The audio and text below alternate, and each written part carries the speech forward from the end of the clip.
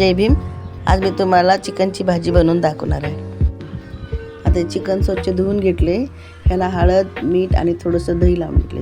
कोथिंबीर, 1 इंच आलं, लसणाच्या 2 कुड्या, अर्ध खोबरं, 2 कांदे, थोडी कोथिंबीर, लाल तिखट, काश्मीरी मिरची आणि 1 चमचा आमचा घरातला मसाला आणि मीठ. तेल आधीच टाकायचं म्हणजे कांदा व्यवस्थित भाजून होतो लवकर. हे आता तेल टाकले. कांदा जास्त काळा करायचा नाही, लालच ठेवायचा व्यवस्थित. ह्याच्यातच नंतर खोबरं टाकायचं आणि जास्त काळं करायचं नाही, असं लालच भाजून घ्यायचं, बदामी कलर. हे आता चांगलं हलवून घ्यायचं मिक्स करून आणि ताटात काढून घ्यायचं. आता ह्याला आपण थोडं थंड आता ही कढई ठेवली, तेल टाकले, टोमॅटो टाकले. आता ते वाटलेलं मिक्सरमध्ये वाटण ते टाकून घेऊया. हे आता परतून घेतला त्या टोमॅटोमध्ये मसाला टाकूया.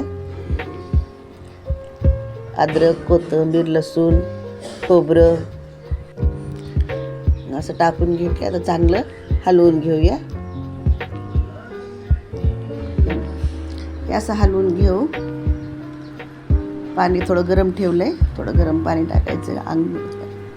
हा काश्मीरी लाल पावडर 1 चमचा आहे. त्याला हलवून घेऊ जरा चांगला, म्हणजे रंग छान येतो.